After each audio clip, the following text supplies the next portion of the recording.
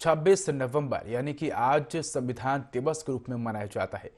देश को आजाद हुए 75 साल हो चुके हैं। संविधान निर्माता डॉक्टर भीमराव अंबेडकर की अध्यक्षता में देश को विश्व का सबसे मजबूत संविधान प्राप्त हुआ है।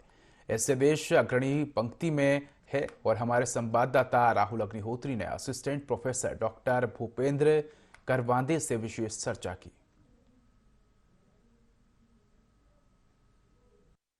हजारों लाखों कुर्बानियां करने के बाद ही हमारे देश को आज़ादी मिली और देश के आज़ाद होने के बाद संविधान की आवश्यकता महसूस हुई, जिसे पूरा किया हमारे देश के संविधान निर्माता भीमराव अंबेडकर ने। उसी संविधान के बारे में आज हम चर्चा करने पहुंचे हुए हैं।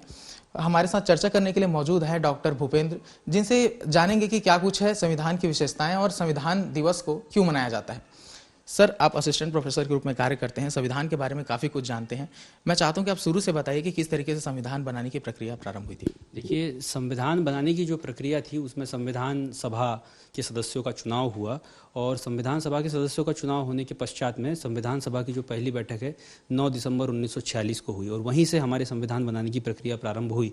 उसमें संविधान सभा के सभी सदस्यों ने अपना सहयोग किया, हर एक विषय को रखा गया, उस पर डिस्कशन हुए और डिस्कशन होने के बाद में उन विषयों को फिर वहाँ से प्रस्ताव पारित कराकर संविधान में स्थान दिया गया। वैसे अगर मैं मानूँ कि आखिर संविधान की जब मैं बात करता हूँ तो वो एक बात जो समझ आती है, जो 22 जनवरी 1947 को देश के प्रथम प्रधानमंत्री पंडित जवाहरलाल नेहरू ने जो उद्देश्य प्रस्ताव रखा था, जिसके माध्यम से उन्होंने ये कहा था कि इस देश की संविधान सभा इस देश के लिए एक प्रभुत्व संपन्न और लोकतंत्रात्मक गणराज्य के रूप में इस देश को स्थापित करने के लिए संविधान के निर्माण का संकल्प लेती है। वहीं से इस देश के लिए संविधान के निर्माण की शुरुआत हो गई थी और 2 वर्ष 11 महीने 18 दिन की वो मशक्कत, जिसमें संविधान सभा के हर एक सदस्य ने अपनी पूरी ताकत को झोंका और उसके बाद 395 अनुच्छेद के साथ जो 22 भागों में बटा हुआ था और 8 अनुसूचियों में था, वो हमें प्राप्त हुआ।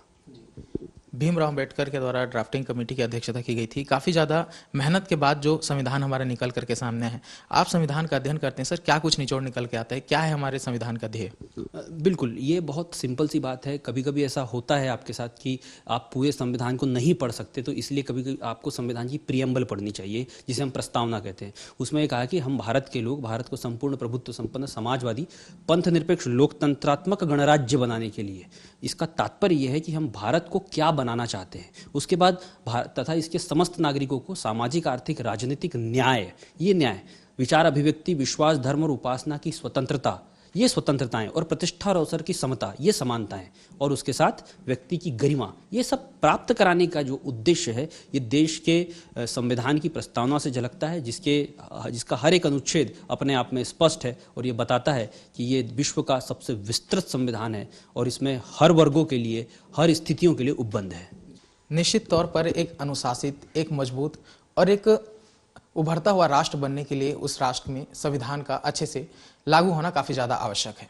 ऐसे ही और भी मुद्दों को लेकर हम आपके बीच पहुंचेंगे। कैमरामैन राहुल श्रीवास्तव के साथ मैं राहुल अग्निहोत्री, ND24 रायपुर।